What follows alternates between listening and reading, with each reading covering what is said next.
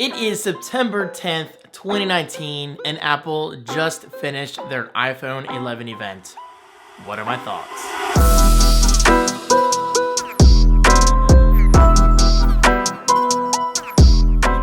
Hello guys, how are you? My name is David Franco from davidfran.co, and today's video is all about the iPhone 11, the iPhone 11 Pro, Apple Watch Series 5, which I didn't really expect to see today. So yeah, that was definitely a really nice surprise. Apple Arcade, and of course, Apple TV Plus. Now I say of course because Apple TV Plus is kind of a big deal, and Apple needs to impress us with services like Netflix and especially Disney Plus. That is some big competition, and I'll talk about that in a few moments. All right, so as usual, I just want to be real with you guys. Got my notes down here. I don't have a teleprompter. I don't got thousands of dollars to spend on that stuff. So I'm just doing it the way I like to do it. So if you see me looking down, that's why. Oh, and also we got a new iPad. Completely forgot to mention that. It's not that exciting, but the price point's really good. Okay, so jumping into the event, my thoughts. Let's start with Apple Arcade. All right, so I gotta be honest, Apple Arcade, it doesn't do much for me. I'm mostly a PC gamer and console gamer. Occasionally, I will come across a game that grabs my attention on my iPhone. For example, Dr. Mario. It's pretty good. It's not as good as actual Dr. Mario, in my opinion. But hey, sometimes it's a time killer. But with that said, I'm not that much of a mobile gamer, to the point where Apple Arcade just grabs my attention.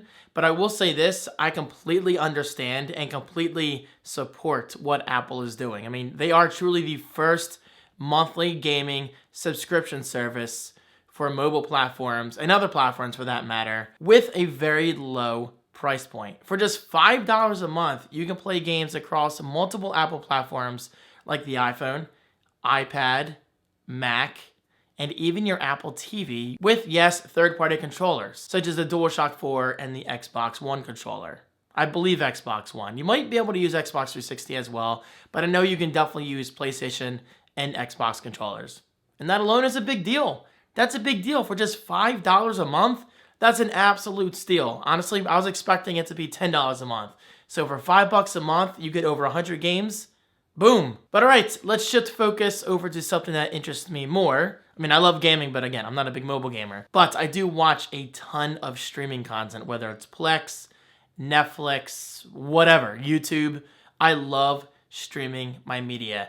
And I'm so happy to hear that Apple TV Plus will only be $5 a month. Now, this is a big deal for several reasons. Number one, $5 a month, what a steal. Like, that is nothing. That is a really cheap price point. So yes, props to Apple for keeping it very low.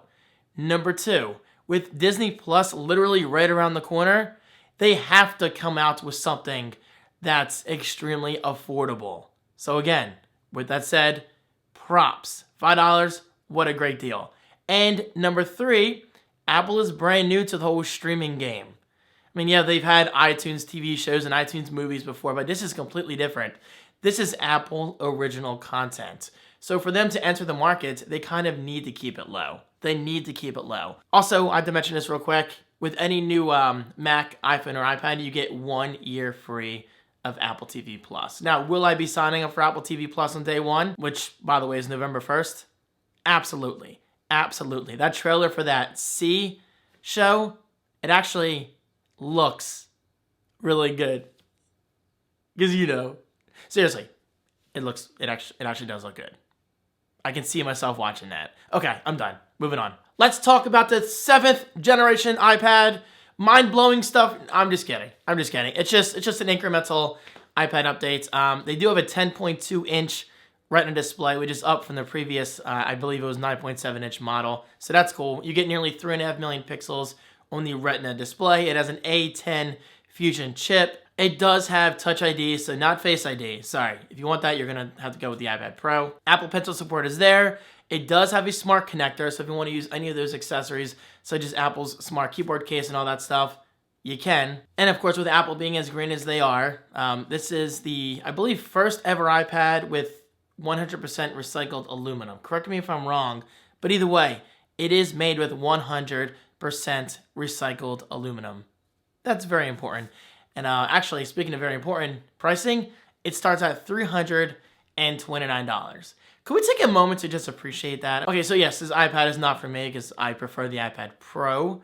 But for $329, you're getting a kick-ass device. We've come such a long way. And by the way, we're at the 7th generation iPad. I mean, 7 generations of iPads, that's a lot of tech. And it is available today.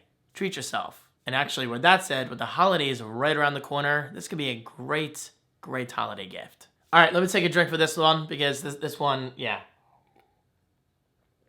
It's time. Apple Watch Series 5. I did not expect an Apple Watch update today. Honestly, I did. I mean, I expected most attention to be focused on the iPhone, Apple TV Plus, and maybe an iPad, which we did get. But yeah, the Apple Watch Series 5 was definitely a nice surprise. Now, let me say this right off the bat. We didn't get a ton of new features, but with the few new features they did implement, one feature alone immediately stood out at me, and I'm like, okay, I'm buying it. I'm buying it. It's going to be mine, and that is an always-on display. An always-on display for the Apple Watch is something we've wanted since the Apple Watch's original release 8 years ago. I'm not wrong when I say that. I think a lot of users, many users I should say, many users like myself have been requesting an always-on display since the beginning.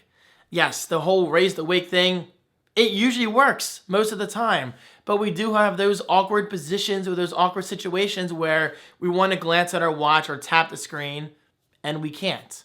We can't. But now, with the Apple Watch Series 5 and an always-on display, that will no longer be an issue. So that's really cool. And guys, I'm going to say it again. That one feature alone has sold me. We do have an all-day 18-hour battery life, but you know what? That's no surprise because the Apple Watch has always been great at battery life. Because guys, honestly, I don't really charge my Apple Watch every single night. Sometimes I forget to take it off when I go up to bed. I'm like, all right, because my charger's down here in my office. And I'm like, all right, whatever, I'll leave it on. And sometimes I get 3 days out of it. 3 days, that's not bad. Now, of course, with an always-on display, that might take a hit. But still, I mean, Apple is promising all-day 18-hour battery life. So, hey, I'm okay with that. We do get a built-in compass. Yes, how nerdy can you get? This feature, next to the always-on display, also sold me. No joke, I got lost on vacation recently in the woods. Seriously, I got lost, but we're not going to go into detail about that because it's embarrassing, but it's fun at the same time.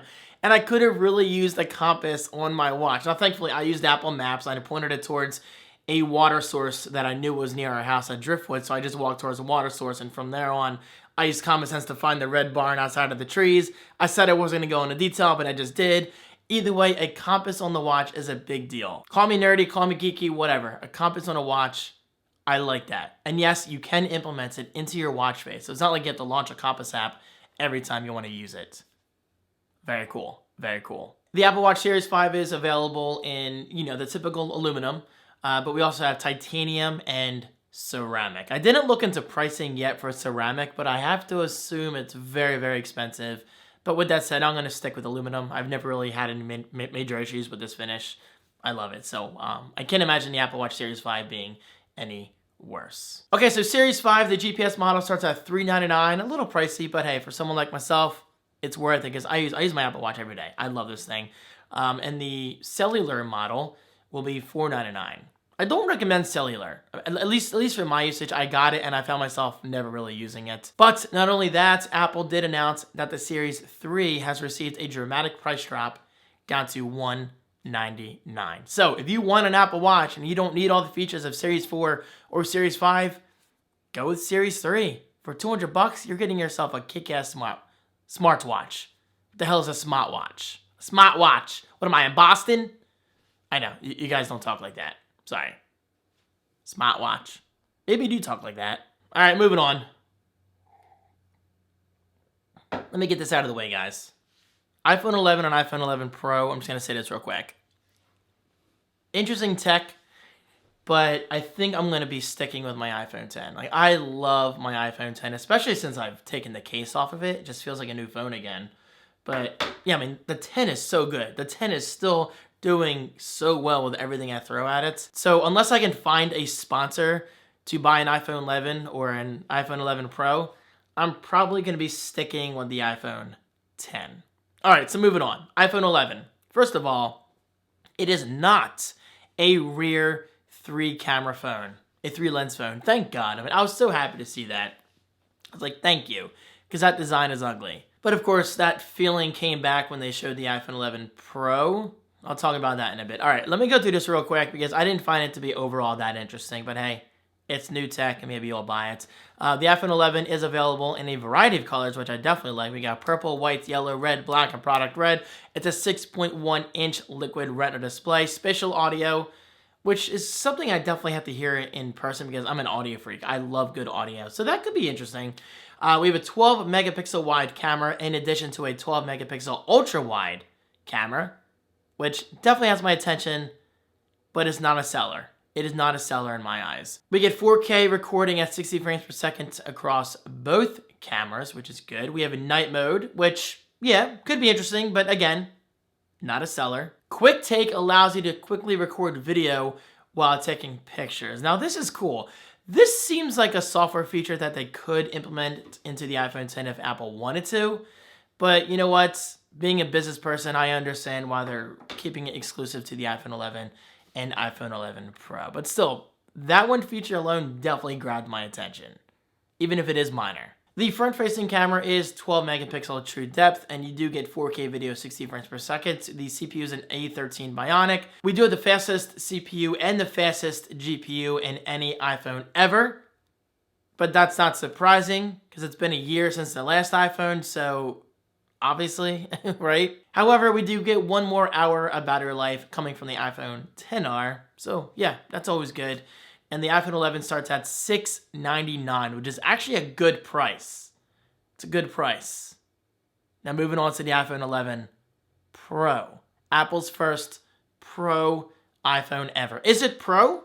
Definitely. Definitely. From a photographic perspective and a video perspective, absolutely. I have no doubt in saying that you can get some truly professional work out of the iPhone 11 Pro. And plus, let's face it, Pro is relative. Pro is relative. Some people might consider me a pro. Other people might not consider me a pro. I can't even fucking talk. But Jesus, David, I consider myself a prosumer, not a professional, because I do things that the average consumer wouldn't know how to do. But at the same time, there's people above me who only do professional tasks, so I'm kind of in between, you know? Anyway, I'm just saying, the term pro is completely relative to who you are and what you do. Now, with that out of the way, let's talk about some specs. iPhone 11 Pro comes in midnight green, space gray, silver, gold. We have 2 displays, 5.8 inches, 6.5 inches. We have a new OLED display, but the notch is still there! Okay, the notches never bothered me, but Apple, if you're coming out with an iPhone 11 Pro, kill the notch. Kill the notch. Kill the notch. Kill the notch. Kill the notch. Okay, seriously though, kill the fucking notch. I mean, if it's an iPhone 11 Pro, get the notch out of there. If Samsung can do it, then why can't you? Why can't you? And I'm not saying that as someone who hates the notch, honestly. I actually think the notch looks kind of cool with certain apps. I mean, the notch has really never bothered me all that much, aside from if you saw for glitches in Instagram or whatever. But yeah, I mean, just get rid of the notch if it's a Pro device. Get rid of the notch! We get up to 4 to 5.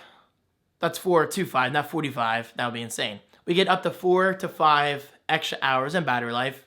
Cool, I like that. I mean, I don't know anybody who would argue that. We have a 12 megapixel wide camera, 12 megapixel telephoto camera, and a 12 megapixel ultra wide camera all in the back. So yes, we do have that god-awful looking 3-camera design, which I was hoping Apple wouldn't do. Apple, please, just do 3 cameras like this, either vertical or horizontal. I mean, it can't be that hard, right? Horizontal, like this, that's this way, Apple, in case you guys don't know, or vertical, it's typically up and down. But seriously, maybe we'll see that with the iPhone 11s. I'm not mad because most people put a freaking case on their phone, so it's not a huge deal. It's not the end of the world. But still, I would have liked a more elegant design. Now, with that said, I don't think it's the ugliest design out there. They could have made it, I mean, guys, to be honest, they could have made it worse looking. But still, it could be better looking. We also have something called Deep Fusion, which is coming out in a future software update, which shoots 9 images, focuses on detail and low noise. cool. Pre-orders start this Friday, and it's shipping on September 20th. Again, I apologize for looking down so much. I'm not a professional. I'm a prosumer. But get this, the iPhone 11 Pro starts at $999. That was definitely a nice surprise. I did not expect a $999 price tag with all the Pro features that, that they were bragging about in the cameras. I was honestly expecting like $1299 minimum. So that's cool. But with that said, I will gladly say again, I just turned my flashlight on. Stop it. I think I'm going to stick with my iPhone 10. I mean, look at this, guys. It's a beautiful phone. There is nothing wrong with the iPhone 10. It's a fantastic device. It's just saying a lot for me because I typically upgrade every 2 years.